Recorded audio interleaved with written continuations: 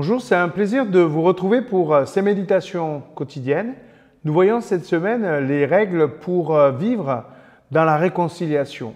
Et aujourd'hui, nous allons voir pourquoi nous devons renoncer au jugement. Nous lisons dans Jean au chapitre 8, à partir du verset 15, « Vous jugez selon la chair. Moi, c'est Jésus qui parle, je ne juge personne.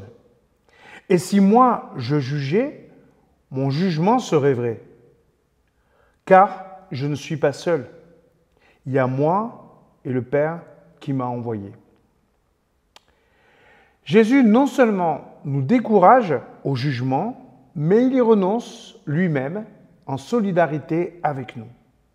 Pourquoi Jésus nous pousse-t-il à renoncer au jugement?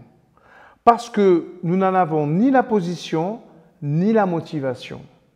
La position, nous voyons la paille dans l'œil de l'autre sans voir la poutre qui est dans le nôtre. L'image est extravagante. Pour la motivation, nous sommes intéressés par le jugement parce que cela nous permet de détourner l'attention sur les autres. Et dans le jugement, nous perdons l'esprit que le Seigneur veut nous amener, l'esprit d'équipe, l'esprit de la réconciliation. Jésus nous invite donc à renoncer au jugement et il le fait avec nous.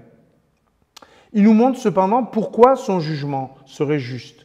Parce que lui, quand il juge, il a une vision complète de l'humain, la vision que lui donne le Père. Qu'allons-nous faire de tout le temps que nous prenions avant pour juger? Eh bien, c'est le défi que Jésus nous lance. Nous allons nous réconcilier avec notre entourage et au-delà. Il y a un travail pour réparer les dégâts causés par le jugement. D'abord, regarder le bon côté des gens plutôt que leur côté difficile. Ne plus prêter des intentions mauvaises aux autres. Qu'est-ce que nous en savons? Et puis observer le monde des autres et apprendre à l'apprécier, en discerner la richesse. Cela va nous demander du courage et de la simplicité de renoncer au jugement. Mais en agissant de la sorte, on va enfin non seulement se réconcilier avec les autres, mais aussi avec nous-mêmes.